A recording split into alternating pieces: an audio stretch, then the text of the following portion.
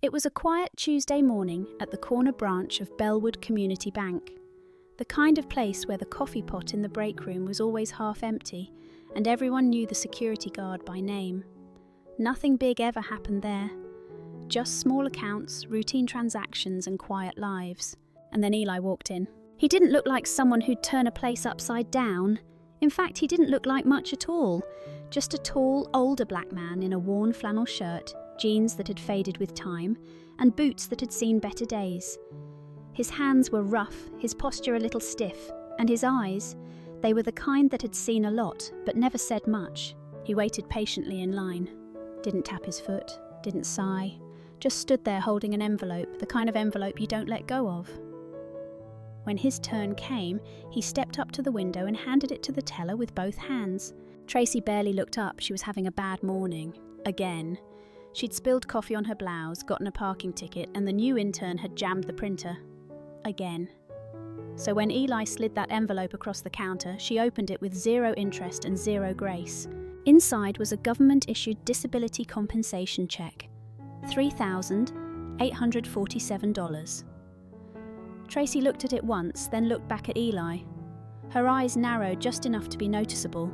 "This looks fake," she said flatly. Eli didn't say anything, he just blinked, slowly. "You people think you can print anything off a computer and we'll just cash it like fools," she continued, still not looking him in the eye, still holding that check between two fingers like it was trash. Behind Eli, a woman gasped. Barlin, everyone in the neighbourhood called her Grandma Lynn, was in line behind him. She knew Eli from the community garden. He'd fixed her fence once, never asked for a dime. "I'm sorry," Eli said softly. But Tracy had already made up her mind. In one motion, she ripped the check in half, right in front of him. The sound, paper tearing, was loud in the quiet room. Loud enough that even Marcus, the security guard near the door, looked up from his crossword. "No way we're cashing this nonsense," Tracy said, tossing the pieces onto the counter. "Try somewhere else." Eli didn't flinch, didn't raise his voice, just looked down at the torn check like it had been a piece of himself. "Can I speak to your manager?" he asked, calm as a still lake. That made Tracy roll her eyes. "Sure, he's just going to tell you the same thing." As she turned to call him, Grandma Lynn pulled out her phone, the old one with the cracked screen, and started recording. "I don't think you realise what you've just done," she whispered under her breath. And she was right.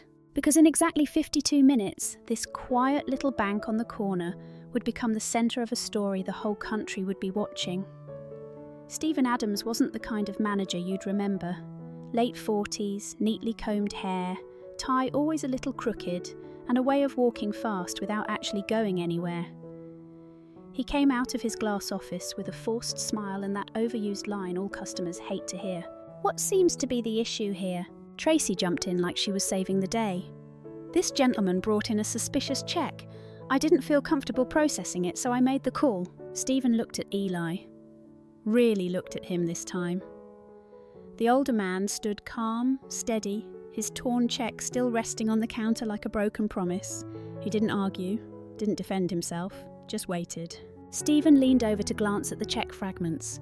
"It's a government check," Eli said, voice low and steady, "for my disability compensation." Stephen frowned. "Do you have identification?" Without a word, Eli reached into his jacket and pulled out a worn leather wallet. Inside, a military ID card, the real kind, with the photo, the barcode, and a quiet history etched into plastic. It said Eli Matthews, Staff Sergeant, retired, US Army, Purple Heart. Tracy scoffed. "Anybody can buy one of those online." That's when Grandma Lynn stopped recording and started live streaming. The red dot glowed in the corner of her cracked phone. Her voice, barely above a whisper, spoke to a growing audience. "This man is a veteran, and they just tore up his check like trash." Stephen shifted uncomfortably. Marcus, the security guard, moved a little closer. Not to remove Eli, but to get a better look. He'd served too, Navy, 12 years. He recognised that quiet stillness, that weight behind the eyes. Stephen cleared his throat. "Mr. Matthews, we're just following policy. Fraud is a serious concern in banking." Eli nodded slowly, "And so is dignity." There was a pause, a heavy one. Then a voice from the back of the line, young, maybe college age, called out, "Did you really just rip up a veteran's check?" The room shifted. Phones came out. People started recording. Not because they knew the whole story, but because something about it didn't feel right. Tracy crossed her arms. "This is getting out of hand." Eli didn't raise his voice. He didn't have to. He just said one sentence that landed like thunder in that quiet lobby. "You judged me before you even knew my name."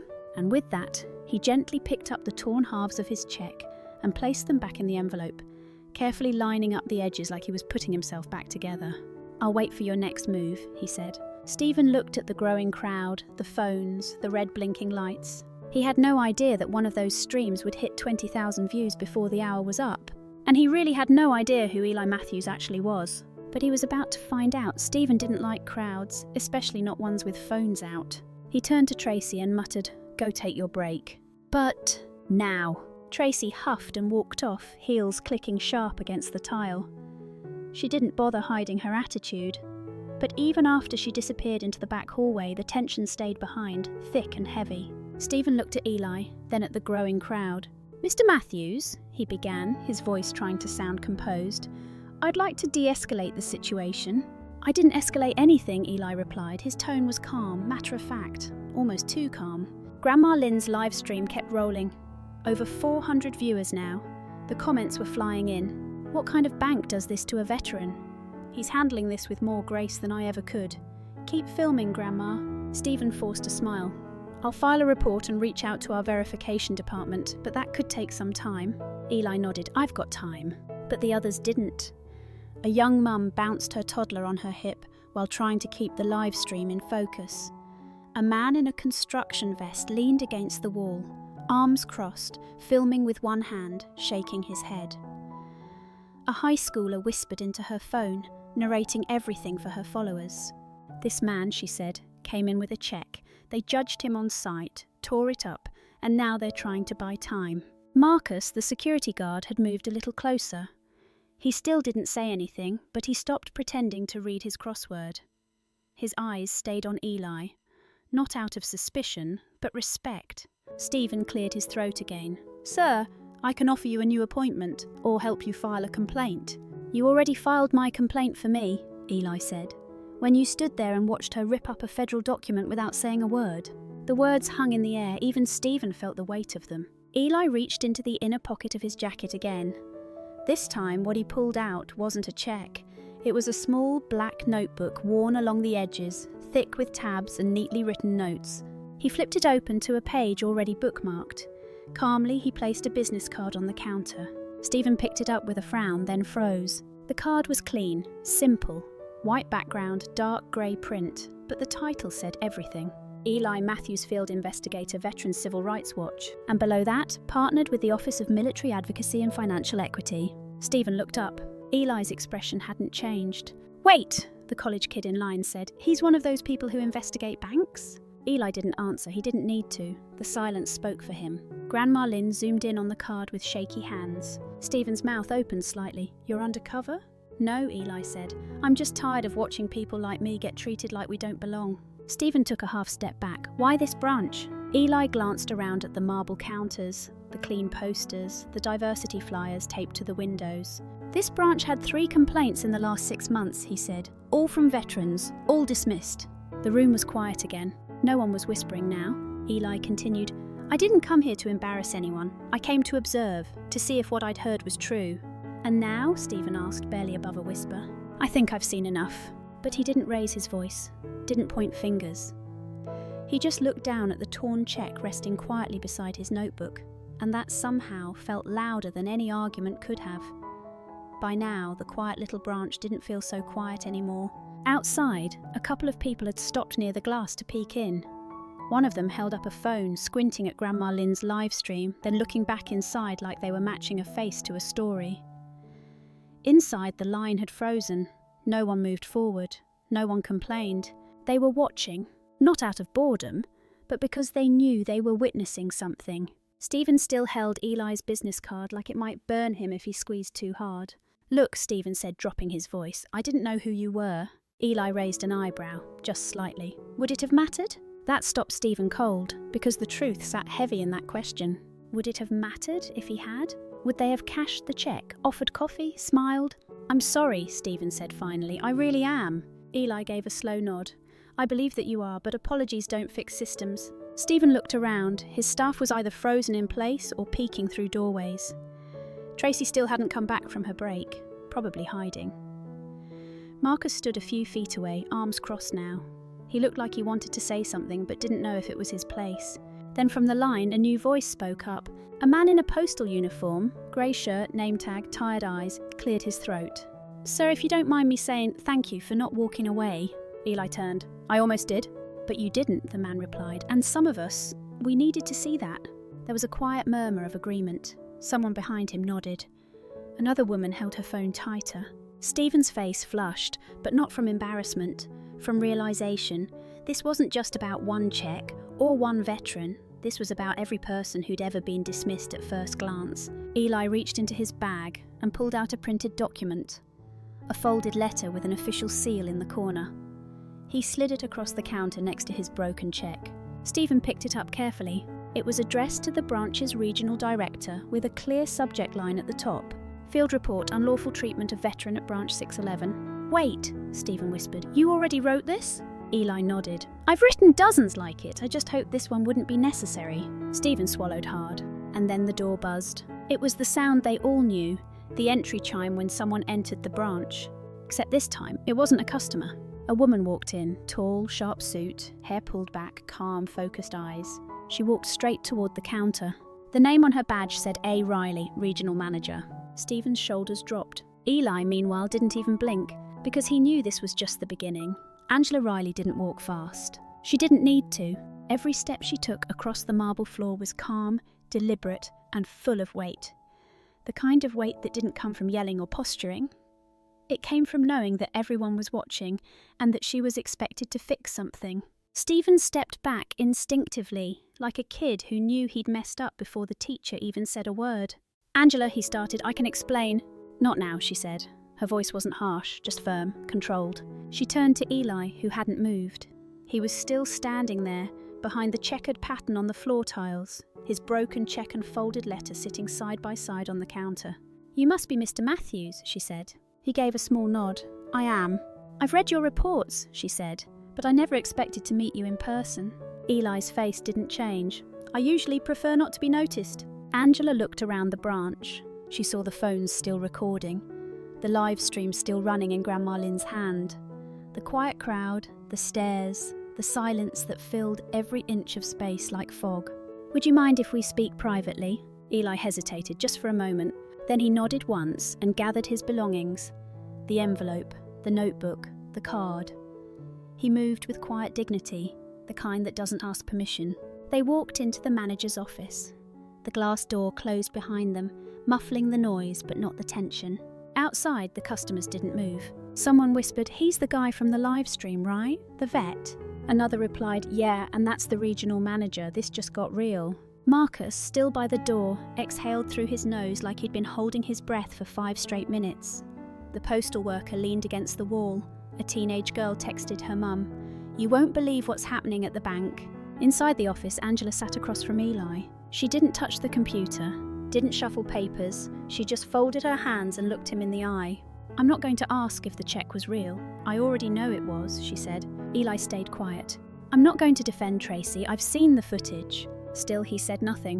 "But I am going to ask you one question," Angela said. "Why here? Why now?" Eli leaned forward slightly. His voice was low, even, worn in like leather boots. "Because this wasn't about a check. This was about what people see, and what they choose not to." Angela swallowed hard. Eli continued.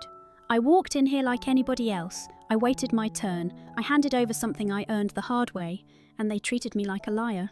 His words weren't angry, that's what made them land harder. "I didn't raise my voice, I didn't make a scene, but I watched them make one for me." Angela nodded slowly. "I can't change what happened, but I can make sure it doesn't happen again." He looked at her for a long moment, then finally said, "That's what I'm here to find out." Back outside, the door opened again. They stepped out, side by side, one with authority, the other with quiet strength. Angela turned to the room full of phones and eyes. "Everyone," she said, voice strong but calm, "we will be addressing what happened today, fully and publicly." She paused, then added, "But right now Mr. Matthews has something he'd like to do." And with that, Eli stepped back up to the counter, the very same one where his check had been torn, and placed the repaired envelope down. "I'd like to deposit this, please," he said softly. This time no one hesitated. Eli's words were quiet, but in that moment they echoed louder than anything that had come before. "I'd like to deposit this, please." The same envelope, the same torn check, now pieced back together with clear tape. The same calm hands sliding it across the counter, but everything else had changed. This time, the teller on duty stood taller. She handled the check like it was made of glass. No eye rolls, no hesitation, just respect. "I'll take care of this right away, Mr. Matthews," she said, her voice soft but steady. Eli gave her a nod, not out of pride, just simple acknowledgement. Angela stood to the side, arms crossed, watching. Not directing, just listening. The way a real leader does when it matters most. Behind them, the lobby had turned into a moment frozen in time. Phones still filming, mouths still slightly open. No one even thought about moving forward in line, because they all knew this wasn't about money anymore. Outside, the news had already started catching on. Someone had posted a clip from the live stream. 30 seconds of grainy video showing Tracy tearing the check in half. It had already been shared over 500 times. One caption read, "This veteran walked into a bank. You won't believe how they treated him," until they found out who he really was. Another said simply, "He never raised his voice, but he changed everything." Inside the branch, Eli took a breath, just one, then turned to Marcus, the security guard. "You served?" he asked. Marcus straightened. "Navy, 12 years. Eli nodded. "Then you know what it means, when someone treats your service like a scam." Marcus's jaw clenched. "Yes, sir, I do." Eli held out a hand. Marcus shook it without hesitation. A firm grip. A silent exchange between men who'd worn the same weight on their backs. Then Eli turned to the crowd. He didn't make a speech, didn't point fingers. He just said this. "Don't let people tell you what you're worth by looking at you. Make them listen." A teenage girl near the back, the one who'd been filming, wiped her eyes. She wasn't crying hard, just enough to know that something inside her had shifted. Angela stepped forward again. "We'll be reviewing every policy, every complaint, every dismissal." She looked at the camera in Grandma Lynn's hand. "And that includes what happens next." Grandma Lynn smiled faintly, never stopping the stream. The teller handed Eli a receipt. "It's done," she said quietly. "Your deposit's complete." Eli looked at the slip of paper, folded it once, slipped it into his notebook. And with that, he nodded to the room, picked up his bag and started walking toward the door. No anger, no revenge, just purpose. And as he passed by, the customers parted, not out of fear, but out of something else, respect. By the time Eli stepped outside, the sun had shifted just enough to cast long shadows across the sidewalk. He paused under the awning, adjusted the strap on his shoulder bag, and looked out at the world like a man who had done what he came to do. He didn't notice how many people were filming from across the street. He didn't know his face had already appeared on a dozen social media pages, or that the clip of Tracy tearing his check had passed 10,000 views in under an hour. He just kept walking. Back inside, Grandma Lynn ended the live stream. Her old phone buzzed from the notifications piling in, but she didn't seem to care. She looked down at the screen, smiled, and whispered to herself, "He did good." In the corner, Marcus was still standing like a statue. Then he moved, slowly, toward the front desk, where Angela was already on a call with someone higher up. Her voice was quiet but serious. "No, this wasn't just poor service," she said into the phone. "It was a wake-up call. We've got a problem here, a real one." Marcus waited until she hung up. "Ma'am," he said, clearing his throat. "I should have stepped in earlier. I saw the way she treated him." Angela looked at him, not with judgment, not with blame. "With honesty," she said. "That's all I need from you now." He nodded. "What happens next?" She sighed. "That depends on how honest everyone's willing to be." Meanwhile, Eli had made it halfway down the block. He stopped outside a small diner, one of those places that still had a payphone out front and a bell over the door that jingled when you walked in. He didn't go inside. He just sat down on the bench outside and pulled out his notebook. Not the pages filled with numbers or policy notes, but the back of the notebook. The part where he kept the names, handwritten, first names only. Just a list of every veteran who had ever called his office. Every man and woman who said, "They looked at me like I didn't matter."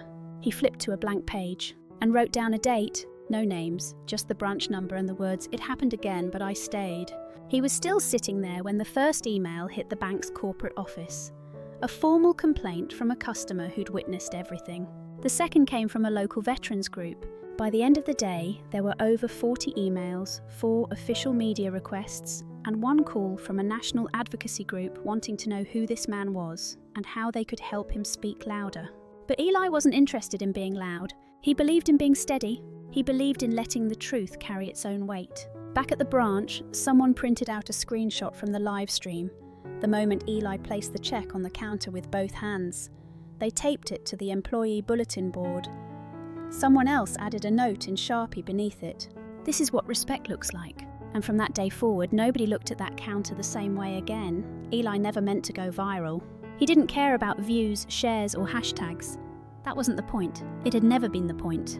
But the internet didn't ask for permission. By nightfall, his face, calm, steady, eyes full of quiet weight, had shown up on a dozen local news pages. The headline kept changing, but the feeling stayed the same.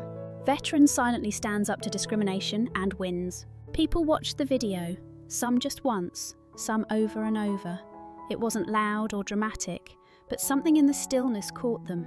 Something in how he stayed calm when most people would have walked out or lashed out. A high school teacher in Ohio played the clip for her class and asked, "What would you have done in his shoes?" A woman in Texas reposted the live stream with the caption, "This is how my grandfather used to carry himself, with quiet pride, with grace." And in a small town outside Chicago, a group of veterans gathered for coffee, passed around a phone, and nodded silently after watching. No commentary, no outrage, just understanding. Because they'd all had a moment like that. A moment when someone looked at them and saw nothing but old boots, worn hands, and a name they didn't bother to remember. And now, finally, someone had caught it on camera. Back in Eli's neighbourhood, the diner owner, a man named Rudy, who'd been flipping eggs on the same grill for 30 years, printed out a photo from the video and pinned it on the wall above the register. Right between a picture of his daughter's graduation and a faded newspaper clipping about the local softball team. He added one sentence in red marker underneath. He didn't yell, he didn't threaten, he just stood his ground. And people noticed. Customers asked about it. They pointed. They whispered. One older woman leaned over the counter and told Rudy, "That man? He reminds me of my husband. Always soft-spoken, but never small." Meanwhile, Eli stayed the same. He didn't post a follow-up, didn't speak to reporters, didn't hold a press conference or write a blog post. He just kept showing up. To the community meetings, to the Veterans Drop-In Centre, to the little bookstore where he volunteered on Thursdays. When someone asked him gently, "How does it feel to be famous?" he just smiled. "I'm not famous," he said. "I'm just seen now." And for the first time in a long time, being seen felt like enough. A week passed. The world didn't stop spinning. People still went to work, still waited in lines, still argued over gas prices and forgot their umbrellas when it rained. But for some, especially the ones who watched that video, something felt different. Not louder, just different. At Bellwood Community Bank, the lobby looked the same. Same fake plants, same low hum from the overhead lights, same posters about savings accounts taped near the pens that never worked. But the air inside? That had changed. Tracy's desk sat empty, her nameplate removed. No one really talked about it, but they all knew. One of the tellers, a quiet guy named Jordan, had taken over her window. And on his very first day, he looked a man in the eye, smiled and said, "Take your time, I'm here." It wasn't some big speech, just human. Angela Riley, the regional manager, didn't wait for corporate to send instructions. She brought in a third-party trainer, not for punishment, but for awareness. She sat through the sessions herself, took notes, asked questions, and during lunch breaks, she started walking the floor instead of hiding in her office, listening, watching, noticing who smiled back and who didn't. One morning, she printed out Eli's letter, the one he wrote after his visit. She highlighted a single line and pinned it to the break room wall. Dignity isn't given by titles. It's shown in how we treat the people who have none.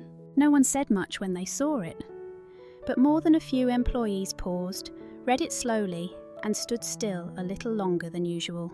Back in Eli's neighbourhood, things stayed quiet, the kind of quiet he liked. But even there, little things started shifting. The manager at the local grocery store changed how they handled ID checks for veteran discounts. No more second guesses, no more sighs, just a simple "thank you for your service" and a smile that didn't feel forced. A city council member requested a review of local bank policies, not just because of Eli's story, But because people started writing letters, people who had seen it, shared it, felt something, and at the small Veterans Centre on Maple Street, a paper flyer went up on the wall. Don't let what happened to Eli happen in silence. If you've got a story, we'll help you tell it. Every Tuesday afternoon, they left a chair open in the corner of the common room, just in case someone wanted to sit, speak, or simply be heard.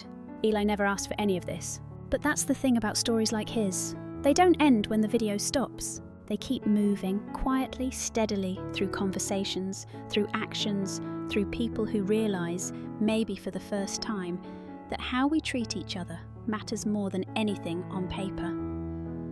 A month later, the world had moved on, like it always does. The story faded from headlines, the shares slowed down, the views plateaued. But that's not where it ended, because the story didn't live in the numbers, it lived in the people who carried it. In a coffee shop 3 towns over, a young bank trainee watched the video on his break, not because someone assigned it, but because someone whispered, "You need to see this." In a Sunday school classroom, a teacher played a clip for her group of restless middle schoolers and asked, "What does strength look like to you?" A girl in the back raised her hand and said, "It looks like not yelling." And at Bellwood Community Bank, where it all started, the teller who had processed Eli's deposit kept his receipt pinned to her corkboard. Not for what it was worth, but for what it meant. Meanwhile, Eli stayed the same. He still walked the same route each morning. Still stopped by the diner for black coffee, no sugar. Still checked the mail for nothing in particular. One morning he got a letter, handwritten, folded neatly, no return address. Inside was one sentence. "You made me want to be better at my job. Thank you." That was it. No name, no title, just quiet honesty. Eli smiled, folded the letter, and slipped it into the back of his notebook. Right next to the names, the list he still kept, the one that reminded him why he ever started speaking up in the first place. Later that week, he walked past a small bank branch. Not his own, just one he hadn't noticed before. A woman inside the window caught his eye. She smiled through the glass, nodded once, then turned her attention back to the customer in front of her. Nothing big, but he noticed. That's the thing about change, real change. It doesn't always make noise, it doesn't show up all at once. Sometimes it's just a softer tone of voice, a pause before judgment, a second look that sees someone fully, and maybe that's enough. Because what Eli proved, without shouting, without demanding, without ever raising his voice, was that sometimes the quietest people carry the most powerful truth, and if you're paying attention, you hear it. Eli never raised his voice. He didn't need to. With calm and quiet dignity, he reminded everyone in that room and far beyond it, what respect should look like. And maybe that's what this story leaves us with. That sometimes the smallest moments can reveal the biggest truths. That real strength doesn't need volume. And that how we treat someone, especially when we know nothing about them, still matters more than we realise. Thank you for staying with me until the very last moment of this story. I'm truly grateful that you chose to spend your time here. If this story moved you, even just a little, please consider giving it a like and subscribing to Rain Inside for more quiet, powerful stories like this one. Until next time, take care of your heart, and I'll see you again here on Rain Inside.